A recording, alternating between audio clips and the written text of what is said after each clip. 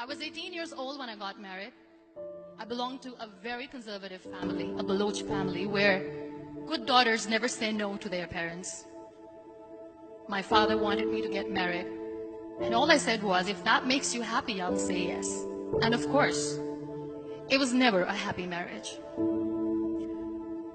Just about after 2 years of getting married, about 9 years ago, I met a car accident. Somehow my husband fell asleep and the car fell in the ditch. He managed to jump out, saved himself. I'm happy for him. But I stayed inside the car and I sustained a lot of injuries. The list is a bit long. Radius ulna of my right arm were fractured. The wrist was fractured. Shoulder bone and collarbone were fractured. My whole rib cage got fractured. But that injury that changed me and my life completely was the spine injury. Many people came to rescue. They gave me CPR. They dragged me out of the car. And while they were dragging me out, I got the complete transection of my spinal cord. Those 2.5 months in the hospital were dreadful. I was at the verge of despair.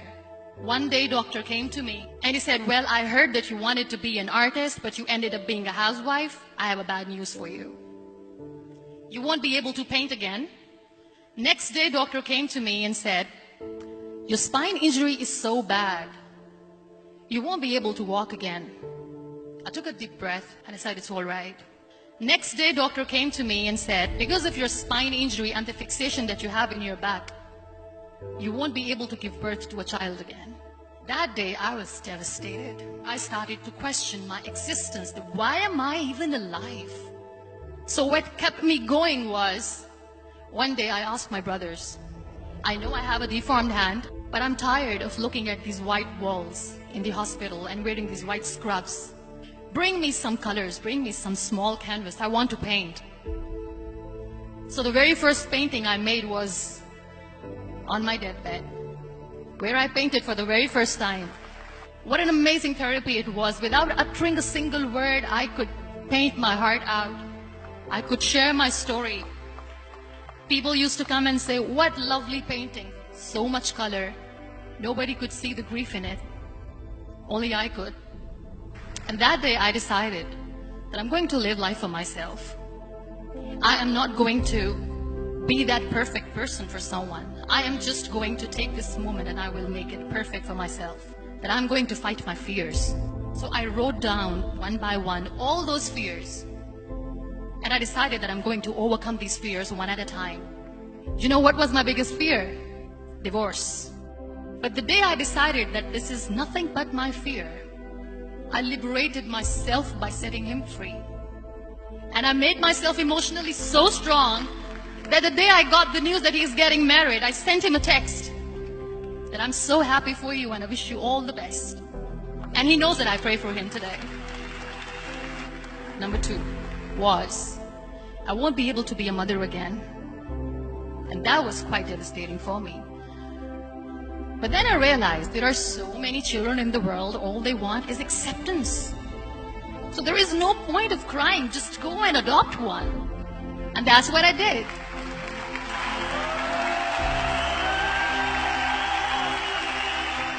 I gave my name in different organizations, different orphanages, and I waited patiently. 2 years later, I got this call from a very small city in Pakistan. I got a call and they said, are you Muniba Mazari? There is a baby boy and would you like to adopt? I could literally feel the labor pain. I said, yes, yes, I am going to adopt him. I am coming to take him home. And that day, I was 2 days old, and today he's 6. You know, when you end up being on the wheelchair, what's the most painful thing? People think that they will not be accepted by other people because we, in the world of perfect people, are imperfects. So I decided to appear more in public. I started to paint.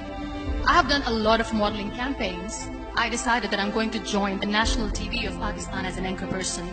I became the National Goodwill Ambassador for UN Women Pakistan, and now I speak for the rights of women, children. I was featured in BBC 100 Women for 2015. I'm one of the Forbes 30 under 30 for 2016. So when you accept yourself the way you are, the world recognizes you. It all starts from within. We have this amazing fantasy about life. This is how things should work. This is my plan. It should go as per my plan. If that doesn't happen, we give up. I never wanted to be on the wheelchair. Never thought of being on the wheelchair.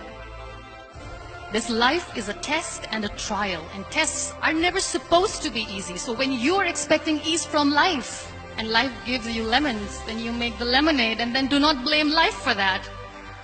It is okay to be scared. It is okay to cry. Everything is okay, but giving up should not be an option.